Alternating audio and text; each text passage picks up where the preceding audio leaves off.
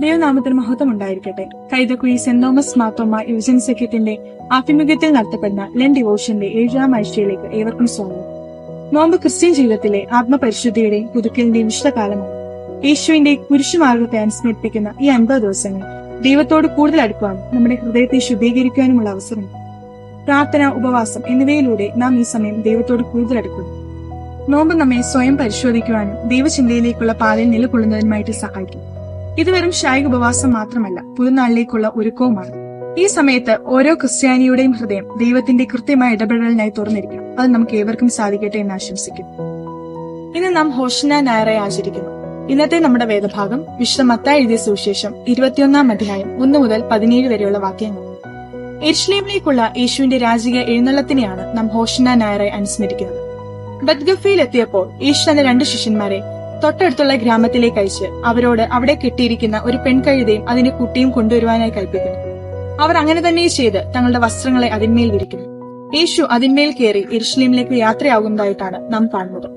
പുരുഷാരും തങ്ങളുടെ വസ്ത്രങ്ങൾ വഴിയിൽ വിരിച്ചും വൃക്ഷങ്ങളിൽ നിന്ന് കൊമ്പുകൾ വെട്ടി നിലത്തിട്ടും അവർ തങ്ങളുടെ രക്ഷകനായ മശിഹായെ സ്വീകരിക്കുന്നതായിട്ടാണ് നാം കാണുന്നത്.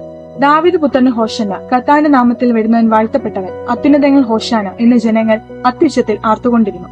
ഹോശാന എന്ന എബ്രായ പദത്തിന്റെ അർത്ഥം ഇപ്പോൾ ഞങ്ങളെ രക്ഷിക്കാം എന്നതാണ്. നമുക്ക് എല്ലാവർക്കും അറിയാവുന്നതുപോലെ സമൂഹത്തിലെ തള്ളപ്പെട്ട ഒരു മൃഗം തന്നെയാണ് കഴുത. എന്നാൽ യേശു തന്റെ യെരുശലേമിലേക്കുള്ള യാത്രയിലേക്ക് തിരഞ്ഞെടുക്കുന്നത് ഈ കഴുതയാണ്. ഇതിൽ നിന്ന് നമുക്ക് മനസ്സിലാക്കാൻ സാധിക്കും പലരാൽ തള്ളപ്പെട്ട നമ്മെ കൊണ്ട് യേശുവിന് ആവശ്യമുണ്ട് എന്ന്. അതുപോലെ തന്നെ നമുക്കിവിടെ കാണുവാൻ സാധിക്കും യേശു ഈ കഴുത എടുക്കുന്നതിന് മുമ്പ് ആ കഴുത കെട്ടപ്പെട്ടിരുന്ന അവസ്ഥയിലായിരുന്നു എന്ന്.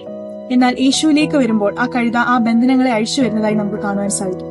ഇതുപോലെയാണ് നമ്മുടെ ജീവിതത്തില് നാം പല കെട്ടുകളിലും പല ബന്ധനങ്ങളിലും അകപ്പെട്ടിരിക്കുകയാണ്. എന്നാൽ യേശുവിനെ നമ്മുടെ ജീവിതത്തിലേക്ക് കൊണ്ടുവരുമ്പോൾ നാമും ആ കെട്ടുകളെയും ബന്ധനങ്ങളെയും അഴിച്ച് ഒരു പുതിയ സൃഷ്ടിയായി മാറുന്നതായിട്ട് നമുക്ക് കാണുവാൻ സാധിക്കും. പുരുഷാരം യേശുവിൽ കണ്ടത് ഒരു രാജാവിനെ ആയിരുന്നു. കുതിരമേലേറിയ ശക്തിയുള്ള രാജാവല്ല, മറിച്ച് കഴുതക്കുട്ടിമേലേറിയ വിനീതനായ രക്ഷകനായിരുന്നു നമ്മുടെ കർത്താവ്. ജനങ്ങൾ പ്രതീക്ഷിച്ചത് ഒരു സാമ്പത്തിക മോചിതാവിനായിരുന്നു. എന്നാൽ ക്രിസ്തു കൊണ്ടുവന്ന മോചനം ഇതിനേക്കാൾ ഗൗരവമേറിയതായിരുന്നു. പാപത്തിൽ നിന്നുള്ള മോചനവും അതുപോലെ തന്നെ മരണത്തിൽ നിന്നുള്ള ജയവും. ഇന്ന് നാം നോമ്പിന്റെ അവസാന വാരത്തെ കടന്നിരിക്കുകയാണ്. ഈ വിശുദ്ധ വാരത്തിന്റെ തുടക്കം കുറിക്കുന്നത് തന്നെ ഹോശന്ന ഞായറിലൂടെയാണ്. യേശുവിന്റെ വരവിൽ അവർക്ക് ആഹ്ലാദവും പ്രതീക്ഷയും ഉണ്ടായിരുന്നു. എന്നാൽ യേശുവിന്റെ യാത്രയുടെ അന്ത്യം അവർ അറിഞ്ഞിരുന്നു.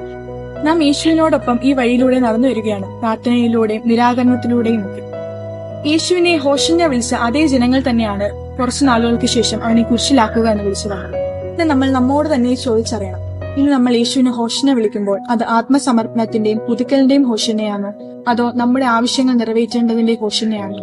നോമ്പ് നമ്മെ ഹൃദയ പരിഷ്കരണത്തിലേക്ക് വിളിക്കുന്നു.